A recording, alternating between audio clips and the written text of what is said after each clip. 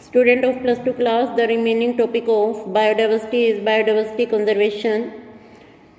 In this subtopic is why should we conserve biodiversity? There are many reasons, some obvious and other not so obvious, but all equally important. They can be grouped into three categories. First है narrow utilitarian, second है broad utilitarian, and third है ethical.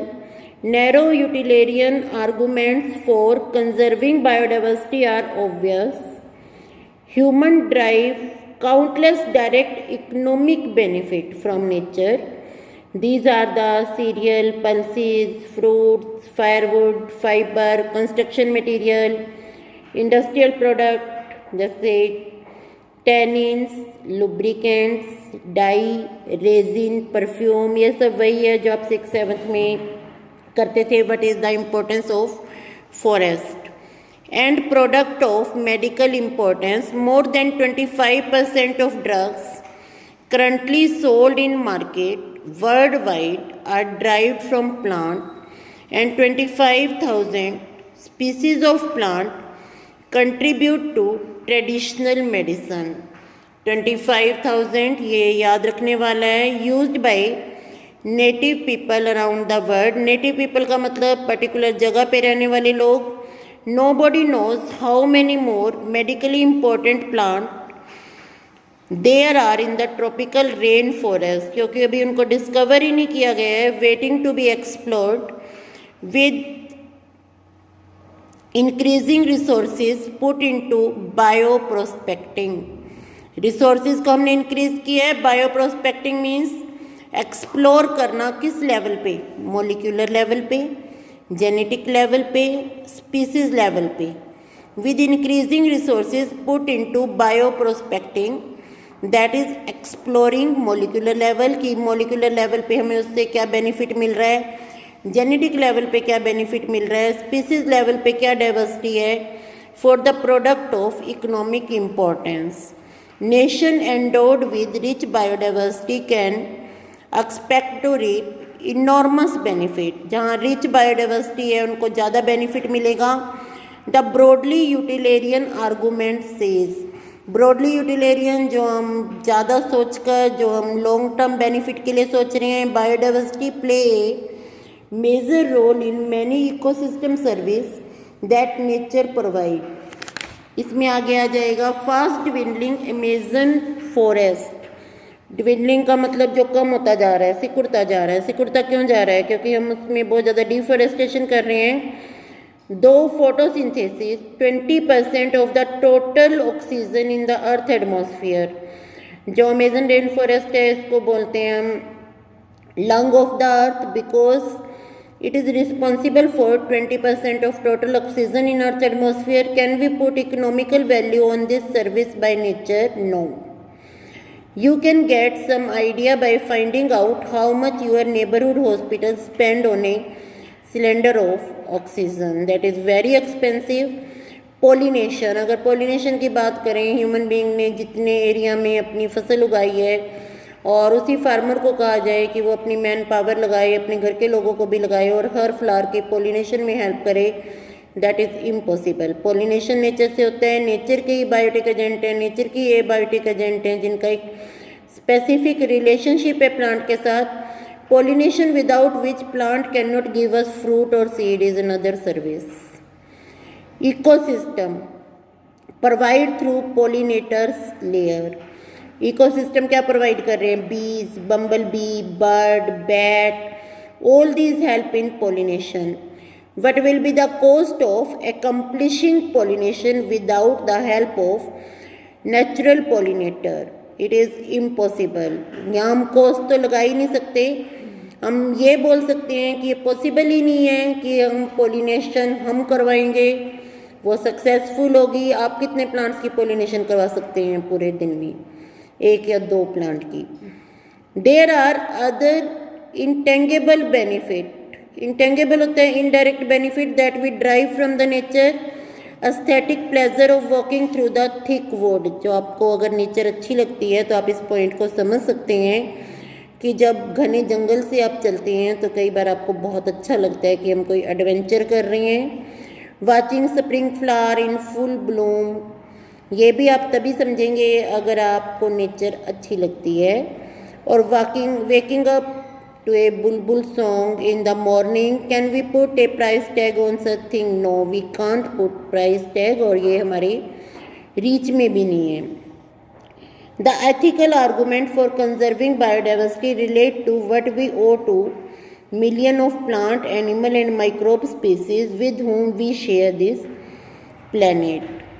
Ethical argument होते हैं moral argument में हम भी planet को share कर रहे हैं, हर एनिमल प्लांट जो भी इस प्लेनेट पे है वो प्लेनेट को शेयर कर रहा है, तो हमें कोई भी ऐसा राइट नहीं है कि हम उससे प्लेनेट छीन सकें या उसको मार सकें।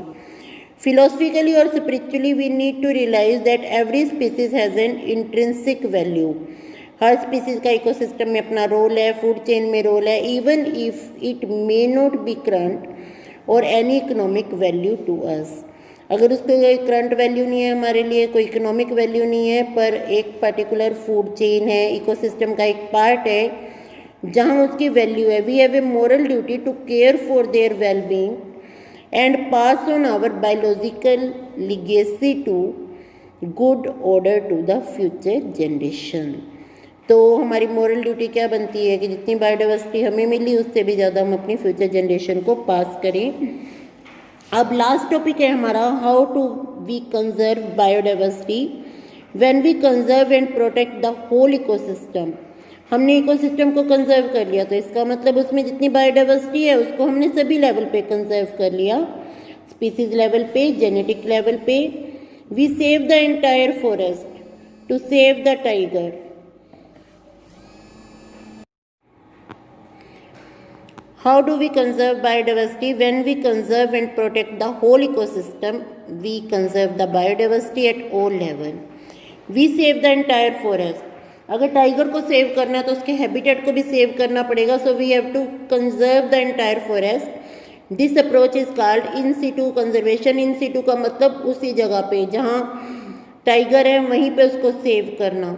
However, when there are situations where an animal or plant is endangered, ऐसी सिचुएशन आ जाती हैं कि एनिमल और प्लांट एंडेंजर्ड है, थ्रेटेंड है और अर्जेंट मेजर चाहिए उसको सेव करने के लिए ताकि वो एक्सटिंक्ट ना हो जाए, तो हम उसको बोलते हैं एक्स सिटू कंजर्वेशन। उसे कहीं और जाके सेव करेंगे, उसकी पर्टिकुलर नेटिव जगह से अलग। ये डिज़ायरेबल अप्रोच है। तो यहाँ क्वेश्चन बनता है कि अगर एनिमल अनडेंजर्ड है then what is your desirable approach? Ex situ conservation. In situ conservation faced with the conflict between development and conservation. अगर हम डेवलपमेंट कर रहे हैं, रोड्स बना रहे हैं, अर्बनाइजेशन कर रहे हैं, तो कंजर्वेशन थोड़ा मुश्किल हो जाता है क्योंकि दोनों एक दूसरे के एंटीडोट हैं। Many nation find it unrealistic and economically not feasible to conserve all their biological wealth. इसीलिए जो बहुत सारे नेशन हैं उनको लगता है कि ये दोनों कॉन्ट्राडिक्टरी हैं, अगर डेवलपमेंट होगी तो कंजर्वेशन नहीं होगी। Invariably, number of species waiting to be saved from extinction far exceed the conservation resources available. हमारे पास इतने रिसोर्सेज ही नहीं है, स्पीसीज उससे ज़्यादा हैं जिनको कंजर्व करना है। On a global basis this problem has been addressed by eminent conservationist. They identified for maximum protection certain biodiversity hotspot. अब कंजर्वेशनिस्ट ने क्या देखा कि हम ऐसी जगह देखें जहाँ बायोडाइवर्सिटी हॉटस्पॉट हैं। बायोडाइवर्सिटी हॉटस्पॉट का मतलब जहाँ स्पीसीज बायोडाइवर्सिटी हॉटस्पॉट्स ऐसे रीजन हैं जहाँ हमें स्पीसीज रिचनेस ज़्यादा मिलेगी with very high level of species richness and high degree of endemism. Endemism होता है, एंडेमिक होता है एक पर्टिकुलर जगह की एक नेटिव स्पीसीज जो कि वहीं से बिलोंग करती है, that is species confined to that region and not found anywhere else. Initially 25 biodiversity hotspots were identified, but subsequently 9 more have been added to the list. तो total biodiversity hotspot वर्ल्ड में कितने हो गए हैं? 34. These hotspots are also reason of accelerated habitat loss. अब जहाँ species का number ज़्यादा होगा लॉस भी वहीं ज़्यादा होगा। 3 of these hotspots Western Ghat and Sri Lanka, ये हॉटस्पॉट का नाम है। Indo Burma and Himalaya cover our country exceptionally high biodiversity region. हमारी कंट्री में जो हाई बायोडाइवर्सिटी रीजन है उनको कंजर्व करती है। Although all the biodiversity hotspot put together, अगर जितने बायोडाइवर्सिटी हॉटस्पॉट हैं जैसे ये 34 बताए हैं आपको, इनको अगर इकट्ठा रखा जाए they cover less than 2% of earth land area, तो आप देख सकते हैं इनमें स्पीसीज रिचनेस कितनी होगी। Number of species they collectively harbour is extremely high, number of species कितनी है इसमें बहुत ज़्यादा है। Strict protection of these hotspot, और अगर हम उनको प्रोटेक्ट करेंगे तो हम कितनी स्पीसीज को रोक देंगे। We can reduce the ongoing mass extinction, mass extinction होता है इकट्ठा स्पीसीज का ख़त्म होना, हम 30% तक सेव कर सकते हैं। अब इंडिया की बात करें, in India ecologically unique and biodiversity rich region are legally protected. Legally protected means कानून से उनको प्रोटेक्ट किया गया है, इनको बोला गया है biosphere reserve, national park and sanctuary. India now has 14 biosphere reserve, 90 national park, 448 wildlife sanctuary। आपने याद रखना है। India has also a history of religious and cultural tradition। जैसे हम कहते हैं कि पीपल को हमने रिलीजन से जोड़ दिया, तो पीपल के पेड़ आपको हर जगह मिलेंगे, उनको कोई भी नहीं काटता। That emphasized protection of nature. In many culture track of forest were set aside and all the tree and wildlife within were venerated and given total protection। उनके अंदर जितनी भी वाइल्ड लाइफ है उसकी क्या की जाती है, वर्शिप किया जाता है। सच सेक्रेड ग्रोव, इनको सेक्रेड ग्रोव बोला जाता है, ये आपको अभी ये याद करने वाले हैं। Are found in Khasi and Jaintia hill in Meghalaya, Aravalli hills in Rajasthan, Western Ghat region of Karnataka and Maharashtra, and the Sarguja, Chanda, Bastar area of Madhya Pradesh. In Meghalaya, the sacred grove are the last refuges for a large number of rare and threatened plant। Meghalaya के जो sacred Grove हैं वो last refuge हैं, वहाँ पे आपको जो भी स्पीसीज नहीं मिलती वो भी मिल जाएगी। इसके बाद हम करेंगे लास्ट एक्स-सिटू कंजर्वेशन। एक्स-सिटू कंजर्वेशन में हम जहाँ पे वो प्रिजर्व है उससे दूसरी जगह ले जाके उसको कंजर्व कर रहे हैं। In this approach threatened animal and plant are taken out from their natural habitat and placed in special setting where they can be protected and given special care.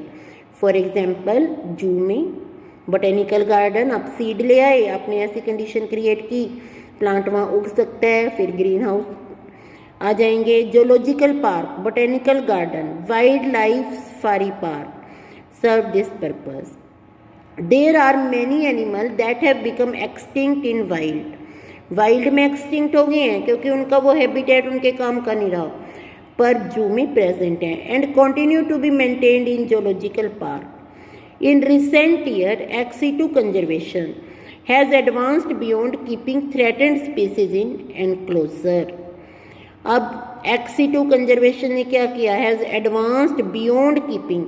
पहले जो threatened species थी उनको cage में रखते थे, अब threatened species को खुला छोड़ा जाता है।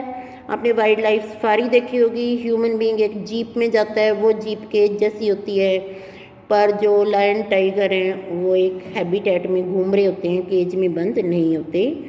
Now gametes of threatened species can be preserved in viable and fertile condition for long period. Gametes को प्रिजर्व कर देते हैं लंबे पीरियड के लिए using cryopreservation technique. Cryopreservation means जिसमें हम टेम्परेचर रखते हैं -196 degree Celsius, liquid nitrogen. Eggs can be fertilize in vitro, test tube में एग को फर्टिलाइज करेंगे। Plant can be propagated using tissue culture method, हम इसमें यूज करेंगे। Seeds of different genetic strain of commonly important plant can be kept for long period in seed bank. जैसे pollen bank होते हैं, sperm bank होते हैं, ऐसे seed bank भी होते हैं। Biodiversity knows no political boundary, ऐसा नहीं है कि भारत पाकिस्तान की सीमा पे एक एनिमल मिल रहा है कि पाकिस्तान का ये हमारा नहीं है, इंडिया का ये हमारा नहीं है। बायोडाइवर्सिटी कहीं भी हो सकती है। And it's conservation is therefore a collective responsibility of all Nations. The historical conservation on biological diversity, historic convention meetings होती हैं, मीटिंग्स बायोलॉजिकल डाइवर्सिटी पे भी होती हैं, क्लोरोफ्लोरोकार्बन पे भी होती हैं, और जोन लेयर डिप्लीशन पे भी होती हैं, और पोल्यूशन पे भी होती हैं। तो यहाँ जो है that is on biodiversity earth summit कहाँ हेल्ड हुई है? रायो डी जेनेरियो इन 1992। सभी नेशंस को इनवाइट किया गया to take appropriate measure for conservation of biodiversity, ताकि बायोडाइवर्सिटी को कंजर्व कर सकें, and sustainable utilisation of its benefit, उनके जो बेनिफिट हैं उनको हम यूज़ कर सकें। In a follow up the world summit on sustainable development, इसको फॉलो करते करते एक और मीटिंग हुई जिसको वर्ल्ड समिट बोला ऑन सस्टेनेबल डेवलपमेंट, जो 2002 में हुई जोहान्सबर्ग, साउथ अफ्रीका। 190 कंट्रीज इसमें भाग लिया और उन्होंने प्लेज शपथ ली their commitment to achieve by 2010 कि वो किसमें क्या उनकी शब्द थी? A significant reduction in current rate of biodiversity, जो बायोडाइवर्सिटी में रिडक्शन हो रही है उसको वो पूरा करेंगे, loss at global, regional and local level. तो ये बेटा आपका चैप्टर पूरा हो गया है। दिस इज़ वेरी इंपॉर्टेंट, इसके डाटा बहुत इंपॉर्टेंट है, इसको अच्छे से याद करना है।